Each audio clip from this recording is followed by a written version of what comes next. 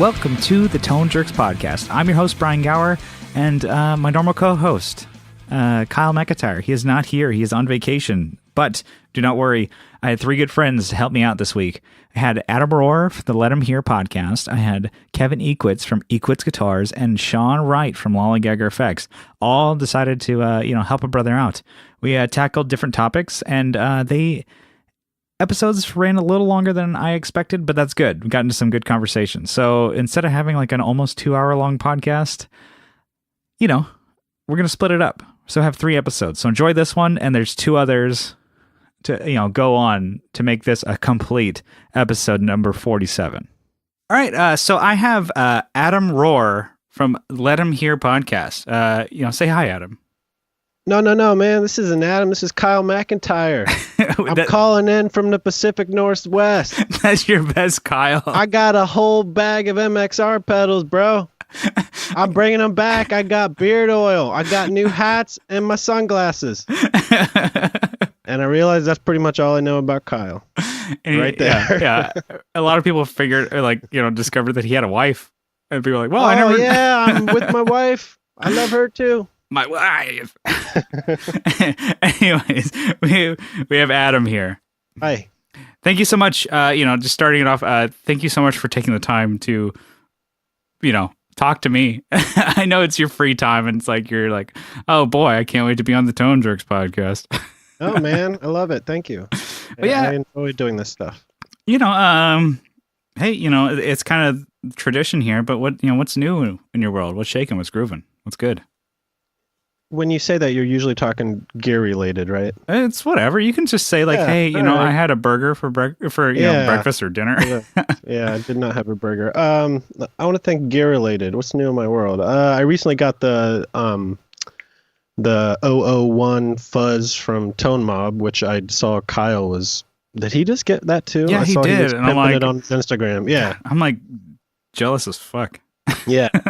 So when I talk about fuzz pedals, I'm always a big muff type of fuzz guy. Yeah. And honestly, I'm not like a huge fuzz guy to begin with, but I like having at least one fuzz in my arsenal. So I knew that the Tone Mob pedal was not that, but I was like, I'm going to give it a shot anyway, because I really like Blake and I like the Tone Mob and I like Solid Gold Effects, who he collabed with. So it's a win-win-win-win. Yeah. Right. So I tried it, and it's honestly amazing. Nice. Yeah. I mean, I'm not even saying that because I like Blake. I just wouldn't talk about it at all if it wasn't amazing. You'd be like, that's a thing. Right. Yeah. So that's cool. And I also got the 1981 Inventions, the DRV pedal. Oh too. Shit. Yeah. How's that? Too. It's really cool. It's so I had Matt Hoops on my podcast. Yeah. And we talked about that. And honestly, you have to hear him talk about it to really understand. I can't describe it at all because I know like what it's sort of based off of the 1985 Rat and sort of how he changed it from that and how it progressed to be something completely different. But you need to hear him talking about it. Yeah. So, little plug there. Check out, what episode was that of yours? Probably, that was episode 4. Yeah. And then to bring it back, he was also on Blake's, you got to... Yeah. The Tone Mob podcast. So yeah, no, that was really cool. I really dug both of your guys' episodes with him. It's like I saw Reliant K a bunch, back in the day. Yeah. And it's like he said it was like the record. Yep. That was like one of my favorites. So yeah, so I was like, oh geez. Yeah, I saw them when they did the reunion tour of them, and yeah, it was awesome. Yeah, I've been following them since they're from Ohio, which is, I'm in Pennsylvania, so not, terribly far from them. So it felt cool that they were kind of like sort of East Coast boys too. Yeah, definitely like a band that, broke out. Now they're still doing it. Yeah. I kind of like how a lot of those bands are like still going, they're doing it their way, whatever fits around their life, and like the fact that this dude is like, I'm building pedals, but I'm still rocking out. Yeah, it's awesome. And I had who was it? JB Brubaker, August Burns Red. He's a friend of mine because he's from my hometown here. I had him on the podcast, and we were sort of talking about like how bands that we liked when we were young, they're finding ways with social media and all this stuff to tour again on some of their old stuff because it's doable now. Yeah. And dudes like us who are, I don't know how old you are, but I'm in my 30s, and And guys like us actually have money to spend on shows and merch now. Yeah, exactly. I didn't when I was a teenager. I found ways to go, but anyway, I don't know. I think it's pretty cool. Like I saw, what did I see? I saw the Get Up Kids recently. They were touring off of one of their albums, and just a lot of these bands are kind of doing that same thing. Nice, yeah. No, that's really cool. I feel like you and I have like probably a lot of the same tastes in music. A lot of like the pop punk emo stuff. Yep. That's how I started. Yeah, that's like I think a lot of those bands are still doing it, and that's like I think like the biggest one that comes to mind is like MXPX. They're doing it a way that works for them. They're not going to go out on like a 3 or 4 month long tour. They'll do like weekenders. I'll fly out. We'll rent equipment, kind of budget that into like ticket prices or whatever, and then go back to work on Monday. Right, and they're playing such big shows that it's financially worth it just to do like a 3-show weekend or whatever, fly out there just for that. Yeah. What are you plugging those pedals into? I guess what's your rig? Yeah. So I'm currently staring at an Egnator Tweaker 15, which actually isn't even mine. My friend has left it here for like forever. So that's sitting right beside my computer. So that's actually what I plug into most. Possession, right? It's like, yeah. But I actually have owned this amp before, and I actually really like it. Especially it's a very budget friendly amp. You can get them used for $300 or less probably.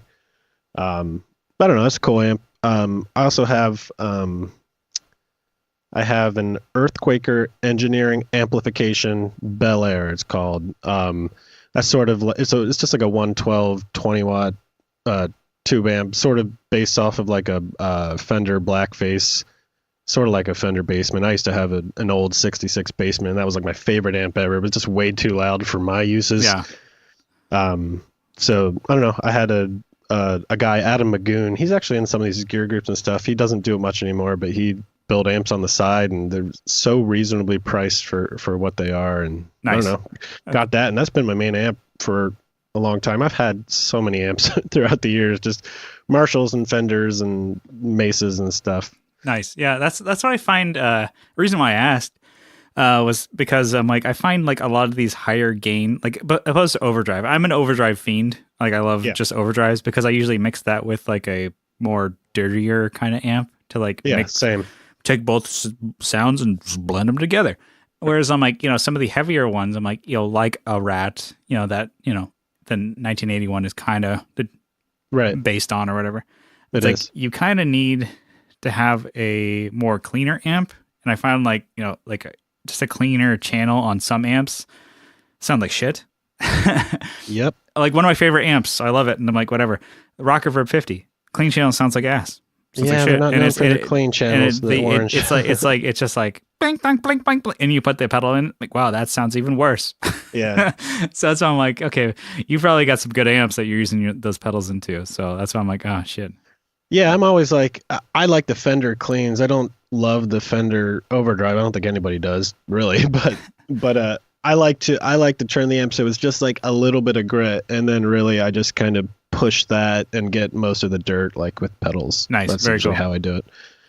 Yeah. So as most people kind of know you in the groups, in guitar groups and stuff like that on Facebook, but in case they didn't, I would say I'm going to make this a quick, Cliff Notes version. And then you guys can go to, Clifton Worley's show and check out, Adam's interview that he did with him. But I'm like, okay, kind of the Cliff Notes version is you're predominantly a worship, praise and worship player, right? Yeah, these days. That's your playing out kind of deal. Yeah. A few years ago, I've been in all kinds of bands throughout the years, but the most recent thing I did, other than that, I was in like almost like a folk Americana type of thing. It was just me and my friend Brad, who was on episode 2 of Let Him Hear. Just nice. No, that's episode 3. Sorry. Yeah, but I'm sort of putting my focus into the church stuff right now. Yeah, that's mainly how I play outside of my bedroom. And that's kind of how you developed your rig to gig out, is more like, in that kind of sense.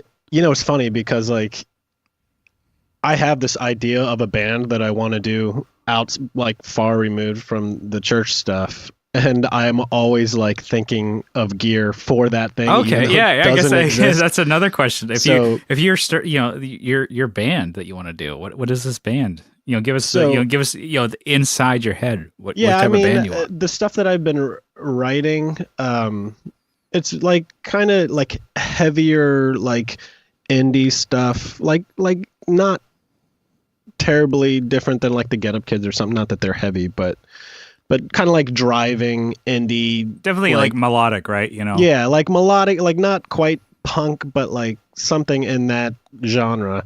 So I don't know if you ever heard of Red Bear amps. So they were made by Gibson in like the late 80s, early 90s. They were a Russian company. And they made this amp called like the MK50, and then they had an MK120, which is 50 watts and 120 watts. And it was like almost an exact replica of a JCM 800. Yeah. So I owned one of those when I was in high school, and it was like the best sounding amp I ever heard at the time. So like for the longest time I was looking for another one, and they're just like very hard to find. But when you do find them, they're not like that expensive because nobody really knows what they are. And I don't think they should be that expensive, but it's essentially like a JCM 800 for like half the price. And so I actually found one. I went to a guitar auction, and I got a whole half stack of that for $300 like a couple years ago. Damn, that's a hell of it. Yeah, dude. But then it like literally sat in my room for a year. And I'm like, this is for the band I'm going to start one day. And then I was like, dude, this is dumb. So then I got rid of it. I was like, I can buy another amp whenever I start that band. But yeah, I mean, that was a long way of saying you wanted Cliff Notes. That wasn't Cliff Notes. But that's all right. That was a big roundabout way to say that, yes, to most of my gear thoughts kind of go like, I'm thinking about church because that's primarily the place that I play out. But a lot of that stuff translates to other music too. So it's not like I'm buying a harp or an organ for church or something. Yeah, but you're also recording stuff a lot on your own, right? Like kind of apparently song ideas for this band, right? Yeah, just like demos. I just use GarageBand. I'm not great with recording stuff, but I've become very proficient with GarageBand, so that's what I stick with for now. I just have a Focusrite and go through there. Yeah, no, that Focusrite's great. I recently. I got one a year ago. I love it. So far, it's so good. Yeah. And it's a lot better than what I was using. I think like kind of with recording and stuff like that, it's like using the best stuff that you're, not using the best stuff, but using the stuff that you have in the best way is kind of, I think, the best way to record. I use best a bunch, but it's like we recorded 3 of our albums on a M-Box, like a 2 input M-Box USB deal. Yeah, that was the thing. Like 10 years ago, everybody was using an M-Box, and they're shitty. Yeah. Well, now they are. Yeah. Yeah, they're not good, and we still recorded on them because I'm like, that's what we had. Yeah. And I'm like, if you know your equipment and your DAW or your techniques, I'm like, that's what it all is. I'm like, it's all about the tricks. It's about the techniques and the tricks to me for recording. So I'm like, if you're saying like, oh, I only use GarageBand, I'm like, no, dude, you are using GarageBand. You're like killing it because you're actually doing something, Right. And that's kind of like what my thoughts are. Like I could, learn Pro Tools or whatever. Especially when I started like recording the podcast, I'm like, oh, I need to get a nicer mic. I want to get better headphones. Just like, as a gear person, that's the first thing you go to. I'm like, dude, slow your roll. You're going to have like 10 listeners. Like, why don't you feel it out first? Yeah. So I'm just using like an SM58 and it works, and we'll see where we go from there. Nothing wrong with that. It was like, you were hitting me up with like some advice about monitors and headphones. I just recently got like a okay pair of headphones as opposed to like a pair of like $20 Sennheiser shits. What did you get? I get the MDR Sony's. Oh, okay. So they're not like, they're $100. I mean, it's not the front of the class, not the back. Right. I just took mine off to look. I forgot what I was using. I'm using the Tascam TH200X, which are like, everybody says that they're like a good like budget headphone. There used to be like $100 new, but now like I got these on the deal of the day musician's friend for like $25 Nice. Yeah. because I wanted a second pair. I'm like, might as well. Yeah. All my tracking stuff was like for like on $20 headphones for over 10 years, you know, Yeah. and people are like, when I love it when we've had people like give us like nasty criticisms on the band because they're like, yeah, you can tell like their songs are really good because they paid a lot of money to go to a studio. And I'm like, nah, dude, I recorded those in my bedroom with like shitty ass cables, shitty ass mics. It doesn't matter. You know, it's like there's a, $50, SM57 used that's on that cab. I'm just recording it in my bedroom. And then it's all about how you use it. Anyways, we're getting off topic here. We had a couple topics that I wanted to bring up. Yeah. So we got a quick background. Adam, he's doing it. He's playing in his church. He's writing songs. He's recording. He's in it, and he's got a podcast. Nothing wrong with that. I had a topic that I wanted to bring up. You ready? Ready. All right. So, what are some of the biggest flubs, the fuck ups that you've had on stage, and how did you recover? Just maybe playing wise, maybe you played the wrong part, maybe you tripped, maybe you, who knows? Do you have any that come to mind that you'd like to share? I mean, there's literally so many that I have to think about it. I mean, like every time I play, what comes to mind, there is this very specific, very embarrassing moment when I was young. I was in this punk band in high school. I was probably 16 or 17, something like that. And we played this, it was a battle of the bands type of thing. It was like a band competition. Yeah. And so the year before we played, and you just play one song, and we won. We got first place, which was like very surprising. Like we were like, definitely not expecting it. We were just like doing it for the experience. Like, yeah. And so the second year we played the same thing, probably feeling a little overconfident. Yeah. And just playing returning one song. Returning champs. So like, yeah, you have to like, so I was introing the band and the song, just like, talking, and my voice started to shake a little, just like from nerves. Oh yeah. And like, once that thing starts going, it's like when you're bombing a hill on a skateboard, and once the wobble starts on the wheels, you're done, right? Yeah. And so my voice starts to wobble, and I could feel it, and then like it just kept like shaking. So then I was like, damn it, it sounds like I'm like getting choked up or crying, but that's not what's happening here. Yeah. But like my voice started shaking, and then like I finished that, and people are looking at me like, what is is this dude crying? What is happening? But really it was just like it was all nerves. And so I'm like, oh great, okay, start the song. So like the drummer clicked us in, and I like completely played in like the complete wrong key. I was doing like a very simple like solo part, and it was just like completely off. And I was like, stop. Like I had to stop the band and start over. Oh fuck. Because like I had just train wrecked it completely. Yeah. It had to happen. Like it just wasn't going anywhere good because the band was looking at, I mean, we were all like 16, 17. We didn't know how to recover from that kind of come back. monstrosity. Yeah. Yeah. So we stopped, started over, and needless to say, we didn't place at all in this thing. Spoiler alert. Yeah, We did not win. And I mean, 16, 17, when you're already just embarrassed to be alive and your hormones are raging and everything sucks anyway. It was, yeah, I'm surprised I made it out of that week. Yeah. Yeah. Let's see. I got one that happens more often than it should. Because you know how you should learn from your mistakes? You should, yeah. Yeah. No. It's happened like so many times that I will like capo on the wrong fret. Like it could be like, instead of capo on 3, I will do 2 or 1, yada yada. Yeah. And I'll do that, and then like I'm playing my chord, shapes the right way. I'm like, I'm looking at Kyle. I'm like, dude, what the fuck are you doing?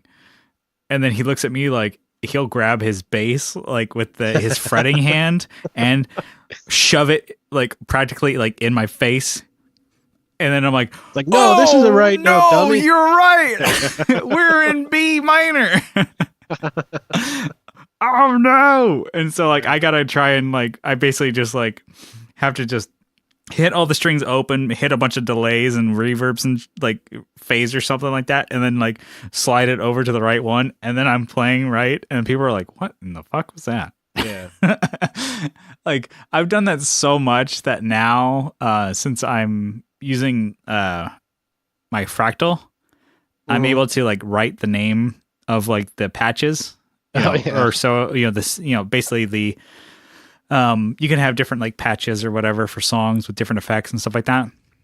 And so I write the capitals. You write on capo fret 2. Yeah, I do. I write capo 4, capo 3, and then like nobody else sees it except for me. And it has like big and bold when you switch to the different preset or whatever. Yeah. For the next song or whatever, it'll say like spineless capo 4, and then like I even like. While I'm in my, sober state before we get a couple beers on stage or whatever, I guess I could just not drink on stage. That's not going to happen.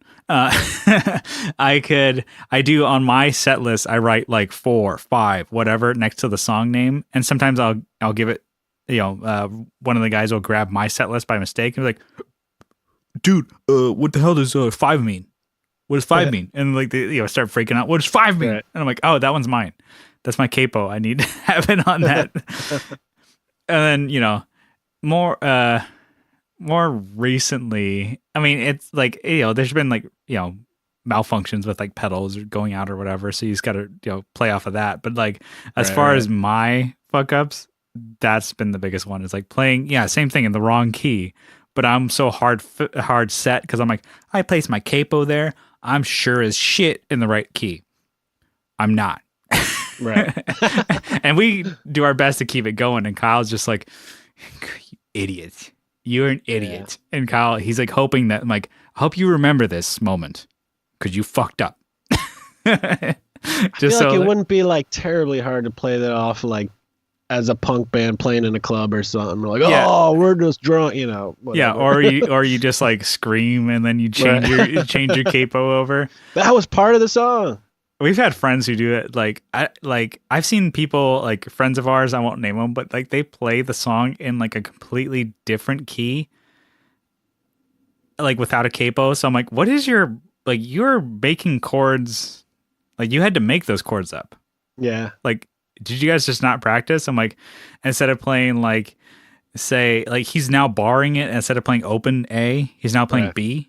Mm-hmm. I'm like, how did you figure that out? But you had to go. You had to go out of your way to play it in the wrong key. Yeah. Oh, you do. I guess maybe. I mean, in church, it's just that's so common. Just having to transpose like on the fly because we're playing like when you're playing in a band, you're playing your songs, so those songs well. I mean, we're playing different songs every week, and they're in all different keys. So capoing is very common.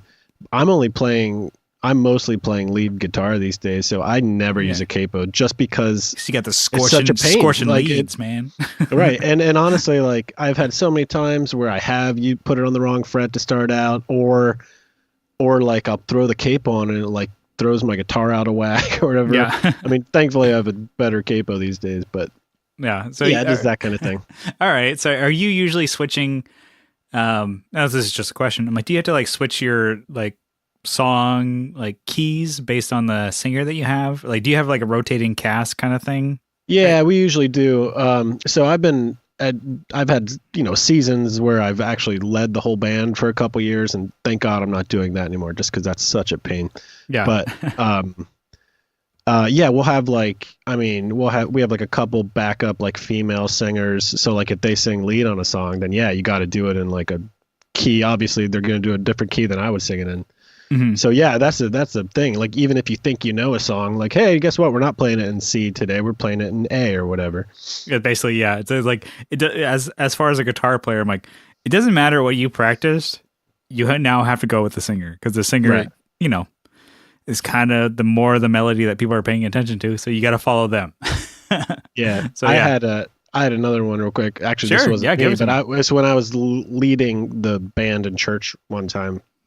We were playing a new song, and I was playing electric, and then there was another electric player, and he was starting the song. And and he started the song. The song was in 3/4. He started it in 4/4. What? And I know what he did wrong right away. And I was like, dude, I don't even know how. So I started like tapping my foot in 3/4, like, dude, like trying to like, yo, you're playing it in the wrong freaking time signature. You can't do that. Like that's even worse than playing in the wrong key. So I'm like tapping up here. I'm like, so I stare up started at to this like, bitch. I'm like, I don't know what to do here. So I started to sing it, trying to just like, I started trying to sing it like in the right time to see if he would figure it out, but he didn't. So I was like, okay, dude, stop. I like made the like, you know, the throat cutting, like stop the song deal, and I had to start him over. Oh, jeez. Yeah.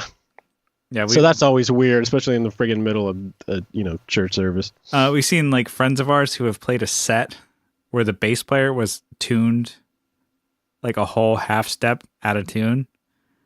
Hit all 4 of his strings because he didn't know that like he tuned it to the wrong. He put new strings on. He tuned it to like E standard, and then they were in E flat drops. And then he played the songs his normal way. He's like he did not figure it out. Yeah, it's bad when it's like it's all 30 of his strings are in tune. Yeah, 30 fucking minutes, and he was all out of tune. I'm like, dude, what is your problem? The thing is, like, the average lay person who like does not know music, does not know guitar, all they know is that sounds terrible. Yeah, they can't even like, oh, that's a little out of tune. They're just like, oh god, this band is terrible. Yeah. I don't know what it is, but like, something about it is really bad. Thank God I paid a cover to listen to 30 minutes of this while I drink my beer. Yeah. Anyway, so that was somebody else's. But yeah, I mean that was a good one. Wrap that topic up, right? Yeah, I like that. Cool. I have a topic if we want to. Yeah, let's bring another one here. Let's do it. So my topic is: what are some bands that should have hung it up a long time ago, and that are still going? And on top of that, what are some bands that were gone too soon? You wish they were still going. We got. I got a couple. Do you want to go first? Or you want me? Go ahead. All right. Well. Bands that should have hung it up. This one's kind of an obvious one, but Blink-182 after that was my first one. After Tom DeLonge left. Yeah. Like you guys, they legit fucking suck. They're terrible. With the new album is completely unlistenable. I listened to one song and it was so heartbreaking because like Dude Ranch was like so important to me as a kid. Yeah.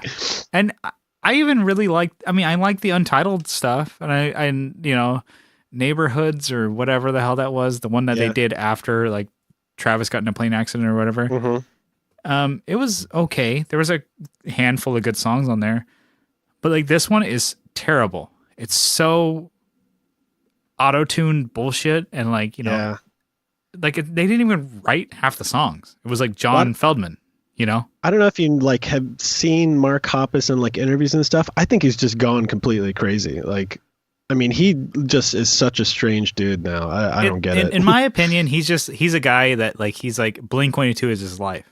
Yeah. Like he tried to have like some shitty ass show on like, extended cable, like Fuse or whatever. I'm like, yeah, that was terrible, dude. And then, was that like a talk show or something? Yeah, he had like a talk music show. I'm like, it was pretty garbage. And then he like, he tried Plus 44, which wasn't really that good. Yeah, they had like 4 or 5 good songs. I forgot about that. Yeah. 4 or 5 good songs. And then it was really phoned in. Like you could tell like some of the songs that Mark wrote, like he's just not a strong lyricist. He's he's a way better singer, in my opinion, than Tom DeLonge, but he's not a good lyricist. Tom's terrible. Which is to me, it is more important. Can you write a good song? That's more important. Oh, I agree. Like you may not be able to perform it as well because I'm like, and then the thing is studio tricks can make it better. Obviously, we all know. I'm like, to me, I'm like, some of my takes. It'll take me 20 takes to say the word "the" when I sing. And hey, guess what? Newsflash: Taylor Swift cannot sing. She just can't. She's not good. Yeah. And here she's the biggest pop star in the world. Yeah, because there's the studio tricks. There's always cutting and pasting waveforms together, and then auto tune and compression, whatever. So, but that's to me, Blink. It just, I think they're just trying to do it, and like, which they are. I'm like, and I think Tom is like, oh, I'm chasing aliens, and then Blink-182 is playing my songs, but I still get royalty checks. Yeah. Have at it, boys. So Tom was on So Tom was on Joe Rogan's podcast like That was a few crazy months one. ago. No, He's insane. that was I mean, like a he's year ago. Yeah. Was it a Something year like that. ago? I think it was a good while ago. Yeah. The That thing was is, crazy. I'm like, he's nice about it. Yeah, and he it's is. just like, yeah, go chase aliens, buddy. Like, I like the idea of like a quirky, crazy, like fun person, Yeah. and he just wants to chase aliens. I'm like, yeah, Sure. have fun. You're not gonna ruin anybody's life. Do your thing. Yeah, go have fun. Real quick, one of the like most disappointing parts about like the new Blink-182 stuff is that like Here to Infirmary and some of those old Alkaline Trio albums were so good. I thought. I don't know how you feel about Matt Skiba, but Yeah, no, I like Matt Skiba a lot. That's why it's a bummer. He just does not fit, or whatever they're doing with him and Blink. It is so disappointing for me. I mean- Because when I heard he was part of the band, I'm like, oh my gosh, that's awesome. Like he might revive this thing, but nope. Yeah, no, it's. I mean, I don't know him. I've never met him. I don't. But to me, I'm like, it just seems like, oh shit. Here's my moneymaker. Thank you. Oh yeah, for sure. That's what it is for him, most likely. But I'm gonna tack my car onto this train. Thank you, boys. yep. Full steam ahead. Yeah, I don't know. It does not sound good. Their live stuff. I'm like, I have no. I never want to see him again, unless Tom comes back. Yeah. Let's see. So how about any bands that you felt were gone too soon? I think this one is one that Kyle was always into when we were kids, and I never actually gave him a chance until like after they were defunct. It was the band called The Matches. They were a band out of the Bay Area. Okay. I think they were signed to Epitaph or something like that. They had like maybe 3 to 4 records. They were kind of punk for their first record, and then they got like just really weird stuff. They started doing like a waltz kind of songs. They started doing like, a lot more stuff with like vocal, like, triggers almost, where they would like take like a vocal line and like go, oh, and then they would like, have that doing that live and trying to, add it in the studio back and forth. They would have it like very like dancey almost, and make like, and kind of like, drum like machine type things in their song. Like they just threw everything into their music, and they kind of went for it, and it was super interesting. I'm like, man, this like, but when I was younger, like, I was like 17, 18 years old, as like, punk rock kid, I'm like, this is fucking lame. And it was like, but now I'm like, dude, it was so good. And they just, it was a thing. It's like they started getting some steam. I think they maybe got signed to a major, but it's like, okay, they got pushed on, they kind of like rode that like around that Fall Out Boy fueled by ramen kind of thing, when it's like all these like underground like pop punk bands started breaking. They were like, oh, let's throw money at them, and they kind of had like, you guys are gonna be the next big thing, whatever. And they kind of caught on to that wave, but it's like they weren't either ready for it or they weren't really made for it, and so they kind of just ended up just fizzling out. Because it's like, I think they lost their drummer. The other band members got kicked out because of their label contracts and stuff like that. So they just never made it. And they kind of just were done. They would have like, the label would be like, provide them band members, like drummers and stuff like that. It's like, oh, this drummer, he's, I think it was a thing. It's like, he's like a big thing on YouTube. He's now your drummer now. Who the fuck? We've never met him before. All right, he's your drummer. It happens a lot, actually. And so it's like, they kind of just didn't want to keep going, and so they stopped. And then they did a couple of like of the 10-year reunion shows, stuff like that recently, and I think they got back to do like a quick EP, but they're not like hitting it hard. So I think that's kind of band that's coming back, but they're not really like, they fizzled out. They were done, and they're kind of coming back now. What about you, Adam? Cool. You got a couple? Let's see. Yeah. So besides Blink, what else you got? Blink was the big one. So I feel like the Ataris maybe should have hung it up. And I know that they're still going, but like with a fraction of the original lineup. I think it's just Chris Rowe at this point. He's the only one. Yeah, and I heard you talking about him on your podcast when you went to see him, and that was just so disappointing, man. It's like fucking like over an hour to set up, and you thought, like, backlined gear. They're Blue Skies, Broken Hearts, and So Long Astoria were like 2 of my favorite albums in that era. I like the and End they were is Forever. so good, and they were like very much kind of like other band sounds, but also like very different. I think his voice like made their, and also I thought like his lyrics and stuff were also like very different from what other people were doing. So I thought it was really cool. But after So Long a Story, like I didn't like know much of what they were doing after that. Yeah, the Welcome the Night. Just to hear that they're still like shitty. limping along and still touring with just Chris, man, that I don't know, that bums me out. Yeah, I mean, I don't know. I kind of think, I don't know, whatever. And then it's also a part of me is like, yeah, you're playing sold out shows, keep doing it. But also it's like, yeah, at least he knows and they know they're playing these shows and only playing the old stuff. Yeah, He is only playing the old stuff. They have new songs, and like I think they had like a CD that they were selling at the show. He did not play one damn new song because he knew what the fuck he was getting into. It's like nobody wants to hear this because they would have fucking like been pissed. It's like we're only playing the hits. We're only playing the hits and maybe a cover here and two. You know, Boys of Summer and or something else from like some obscure punk band that he liked, and that was it. Because like if he played any new stuff, people would be like, "What the fuck is this? We're rioting!" right. Let's see. So those are my bands that I could think of for Should Have Hung It Up, and I'm sure there's more. But it was hard for me to think of bands that were gone too soon because like a lot of those bands are still like either limping along or they're doing like the whole reunion thing. Yeah. So I don't know if they count, but I was thinking of bands like so Lagwagon was a band that I loved back in the day. Yeah.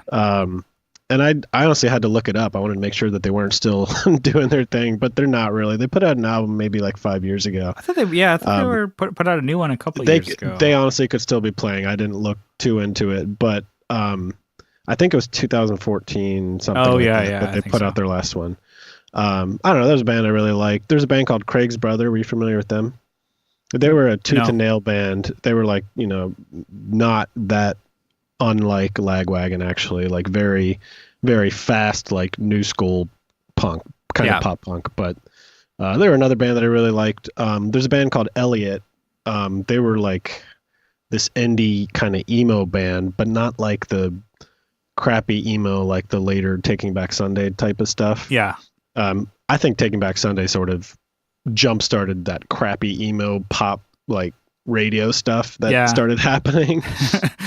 I did like them. Honestly, I liked their one. I can't remember the name of it. What was their album that came out that made them like really big? I can't remember the name of it.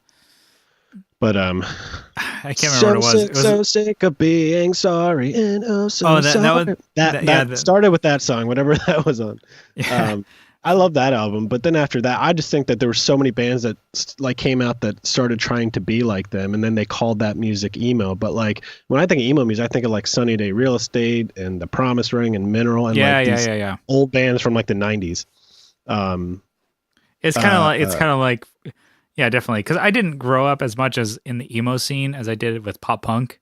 Yeah, but for me, like pop punk for me was always like Blink and like Drive Thru Records bands and stuff like that, and Newfound Glory, Sum 41, stuff like that. And then it's like when newer pop punk bands started, I'm like, that's not pop punk. Pop punk is this. And when they started doing like the crazy like down tuned and like drop it, and then it's like where they weren't melodic enough, where they were just like, so my friends and I do, and I was like, whoa, that's all auto-tuned, and you're singing like two notes. Right. Like, give a fuck, would you? And try and sing. Yeah. So that's for me. I'm like, when people always talk about that's not emo, this is emo. I never got to that because I never was a part of that, but I was like, I was more of the pop punk versus like newer pop punk. Like it matters, like always putting a label on stuff, but I'm like, for me, it did.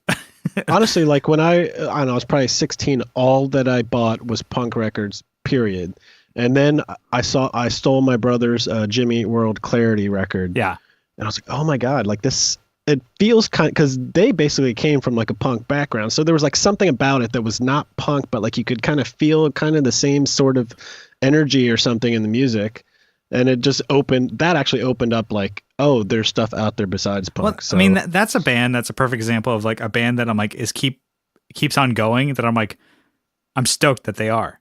Yeah. You listen to them, and people still love their. I mean, I haven't so good. really followed them, but people still love their new albums and stuff that they put out. Mm-hmm.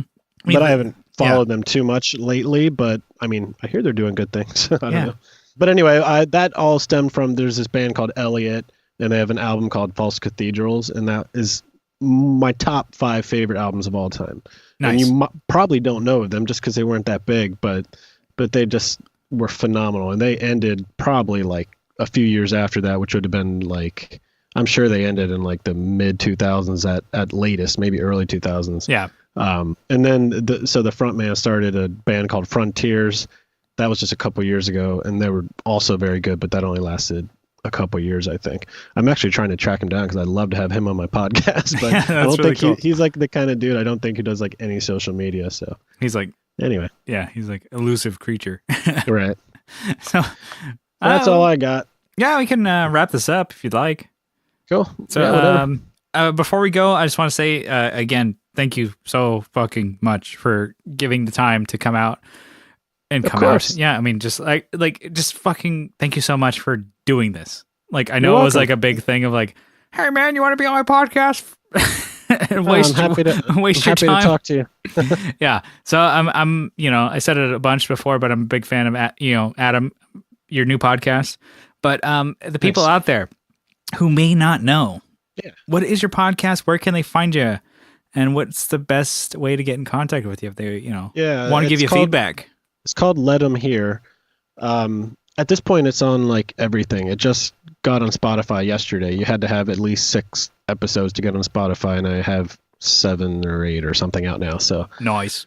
Yeah. So find it anywhere really. I'm only doing Instagram at this point as far as social media goes, just because like it's probably one of my favorites actually. Yeah, it's my favorite for sure. And also like I love all of the guitar gear pages on Facebook and stuff. I just didn't want to like muddy up that water anymore. Another one? With like one more that everybody felt obligated to join because they know me or whatever. And I don't know. And I'm saying that now, and who knows if I ever will do that. But maybe, who knows? But like for now, I feel good with like not spending any more time on Facebook than I already do. So just that. I have an email, which is letemhearpodcast@gmail.com. You can feel free to email me if you listen to the show and want to ask any questions or anything, whatever. There you go. Leave them 5 stars in iTunes. Subscribe. Yeah, please. All right. Thank you again to Adam. Before I close this out here, I just want to say thank you guys for tuning into the show. And if you guys, want to be a part of what we got going on, you guys can follow along on Instagram at The Tone Jerks and check us out on our Facebook group. Just search The Tone Jerks and you'll find it. And if you guys do like what you hear, or if you don't, you guys can leave a review on iTunes. Hopefully it's 5 stars, but even if it's not, your reviews, if you write something, we're going to read it on the air. We got a couple that we got recently, but I'm going to wait until my brother Kyle is here and we're going to read them on the air. And if you guys really like what you hear, you guys can help support us on Patreon for as little as $1 a month. But if you guys double down to $2 a month, you guys get an extra episode every week. And at $5 a month, you guys get a discount on shirts, and we will send you some Plain Without a Pilot merch because we don't really have any Tone Jerk stuff right now. So just as a quick thank you, I wanted to give a shout out to all of our supporters. We have Co and Paul from the Flippin' Flippers podcast. We have Abe Newman. We have Michael Newman. We have Andrew Walsh.